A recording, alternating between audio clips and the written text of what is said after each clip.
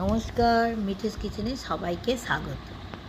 আজ বর্ষার দিন, সন্ধ্যাবেলা চপ খেতে ইচ্ছা করছে। ঘরেতে কী করা যাবে? সিমলা মির্চ ছিল ঘরেতে, আমরা চপ বানাবো ঘরেতে। তাই সিমলা মির্চগুলো আস্তে আস্তে কেটে পরিষ্কার করে ধুয়ে কেটে নিয়েছি।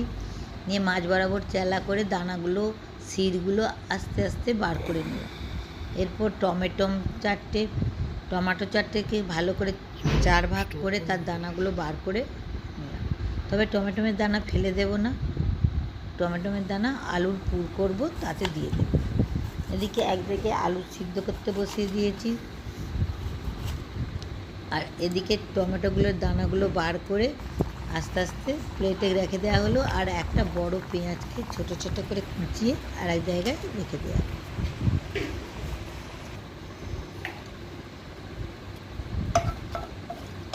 এবার এদিকে আলুটা সিদ্ধ করতে বসিয়েছি।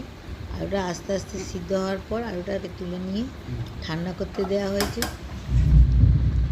এদিকে একটা কড়াতে শুকনো লঙ্কা আর জিরে ভেজে এক জায়গায় রাখা হয়েছে।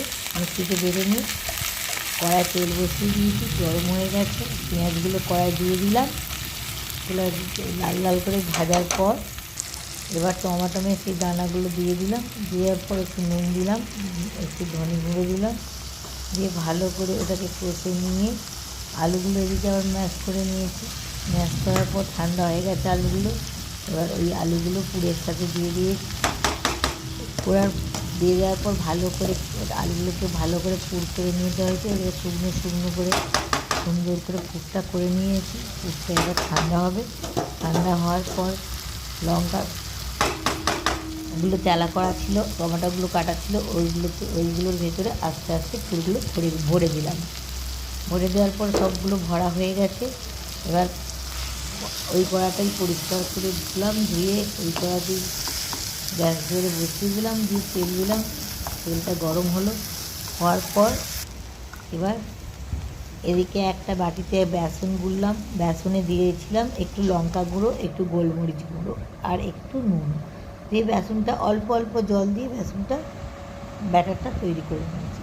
কিন্তু লঙ্কাগুলোকে পুর দিয়ে তৈরি করা আছে।